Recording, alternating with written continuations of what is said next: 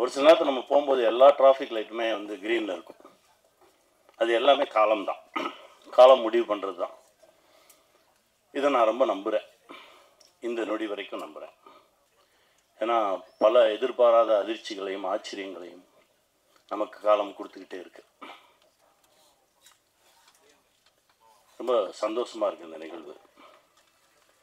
ஒரு இயக்குனருடைய 3 படைப்புகளை பார்த்தா போதும் அந்த இயக்குனருடைய கேரக்டர் தெரியும்னு சொல்லுவாங்க. அது இயக்குனருக்கு மட்டும் இல்லை, தயாரிப்பாளருக்கும் பொருந்தும்னு நான் நினைக்கிறேன். அப்படி தான் நான் என் தம்பி சுரேஷை பார்க்குறேன். அவர் எடுத்திருக்க திரைப்படங்களை எடுத்து பார்க்கும்போதே அவர் யாருன்னு நமக்கு தெரிஞ்சது. அவரோட பயணம் பண்ணணுன்னு ஒரு ஆசை வந்தது. அந்த மேடையில் தியாகு சாரை பார்த்தோன்னே இன்னும் கூடுதல் சந்தோஷம். யார் யாரோட சேரணும்னு ஒன்று இருக்குல்ல, ரொம்ப மகிழ்ச்சி சார், ரொம்ப சந்தோஷமாக இருக்கு. தம்பி வி ஹவுஸ் வந்து இந்த சினிமா இருக்கிற வரைக்கும் இருக்கும். ஒரு நல்ல படைப்பு எடுக்கணும் அப்படின்னா வி ஹவுஸ் போகலாம் அப்படின்ற ஒரு நம்பிக்கை வரும். ரொம்ப சந்தோஷமாக இருக்கு. அப்புறம் என் அண்ணன் தம்பிராம அண்ணன், அவரை பற்றி நான் சொல்லணுன்னா பேசிக்கிட்டே இருக்கலாம். எந்த கதை எழுதினாலும் என் அண்ணனை வச்சு தான் எழுதுவேன். நான் இப்போ கூட ஒரு கதை எழுதி முடித்தேன், அண்ணனை வச்சு தான் எழுதுவேன். நாங்கள் 2 பேரும் சந்தித்தோன்னா கதைகள் மட்டும்தான் பேசிக்கிட்டே இருப்போம்.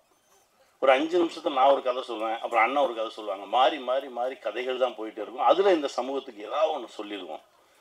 ஏன்னா நமக்கு இவ்வளோ பெரிய இடத்த கொடுத்த சினிமா மூலமாக நாம் ஏதாவது ஒன்று சொல்லிடுவோம்னு சொல்லி முயற்சி பண்ணிட்டு இருக்கிறது தான். இப்போ ஆல்மோஸ்ட் ஒரு 10 படம் பண்ணோன்னே அப்படின்னு நான் பேச்சுக்கு சொன்னேன். இப்போ 5வது படைப்புக்கு வந்திருக்கோம்.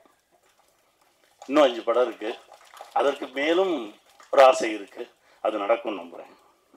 என் அண்ணன் கையை பிடிச்சிட்டு அப்படியே வந்துடுவேன். ஏன்னா எனக்கு அவ்வளோலாம், எனக்கு பெரிய அறிவாளியெல்லாம் கிடையாது நான்.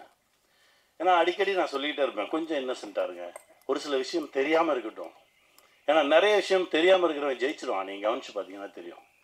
எனக்கு எல்லாம் தெரியும்னு சொல்லுவோம் தான் மாட்டிட்டீங்க முடிச்சதில் நின்றுட்டுருக்கோம். எனக்கு ஒன்றுமே தெரியாதுங்க.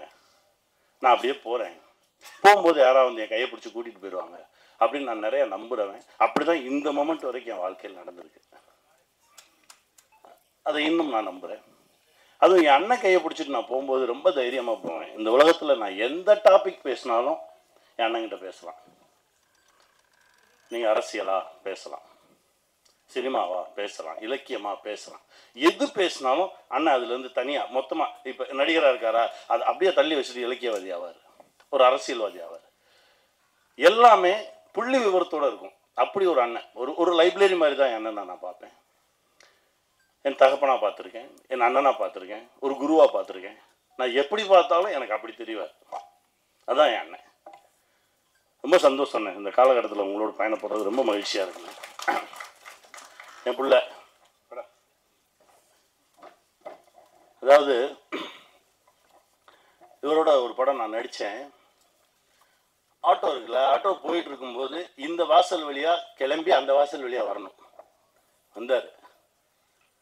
எப்படி எந்த டைமிங்கில் பண்ணுறாரு ஒன்றுமே புரியல.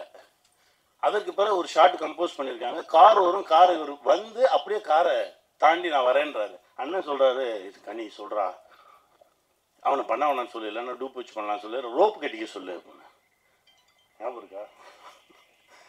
நான் கூப்பிட்டு அப்படியே எப்படி சொல்கிறது, நான் சொல்கிறேன் தம்பி வேணாமே, ரோப்பு கட்டிக்கலாம். இல்லை நான் வந்துடுவேன். அந்த நம்பிக்கை இருக்குல்ல, அதாவது ரொம்ப தகுதியான ஒரு நடிகன். ஃபைட்டாக பண்ணுவார், டான்ஸாக பண்ணுவார், நடிக்கணுமா சூப்பராக நடிப்பான். எல்லா தகுதியும் இருந்து என் தம்பிக்கு சரியான ஒரு கதவு திறக்கலையே அப்படின்னு நினச்சிருந்தேன். முதல் கதவு திறந்தது எங்கள் அர்ஜுன் சார் மூலமாக. ரொம்ப சந்தோஷமாக இருந்தது. ஐஷ் வந்தாங்க. 2வது கதவு இது, இயக்குனராக அடியெடுத்து வச்சுருக்கான். இதற்கு பிறகு நான் தான் சொல்லிக்கிட்டே இருப்பேன், பார்க்கும்போது தான் சொன்னேன், நீயே எழுது, உன்னுடைய ப்ளஸ் என்ன, உன்னுடைய மைனஸ் என்ன ஒதுக்கி வச்சுரு, உன்னுடைய ப்ளஸ்ஸை வச்சு எழுது, கூடவே நிற்கிறேன், எடுப்போம், நம்முடைய எல்லா தகுதிகளையும் வச்சு சரியான ஒரு படைப்பை கொடுப்போம். அடுத்த படைப்பு அதுவாக இருக்கணும்னு நான் ஆசைப்பட்றேன்.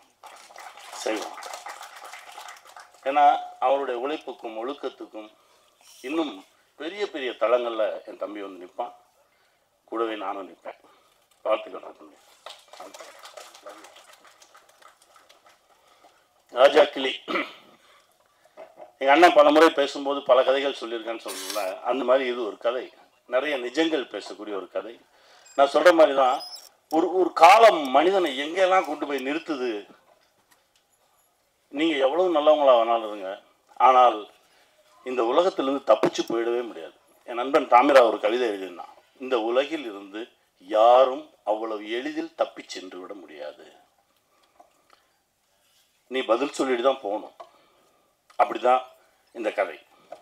இவ்வளோ சொன்ன போதும் இல்லைண்ணே, இதுக்கு மேலே பேசலாம். இதான் காலத்துக்கிட்ட பதில் சொல்லாமல் யாருமே தப்பிச்சு போயிட முடியாது. ஒரு காலம் நம்மளை எங்கெல்லாம் கொண்டு போய் நிறுத்தும். அதனால் முடிஞ்ச வரைக்கும் உண்மையாக இருந்துருங்க, எளிமையாக இருந்துருங்க. காலம் நம்மளை கைப்பிடித்து தூக்கி செல்லும். வெல்வோம். வாழ்த்துக்கள்.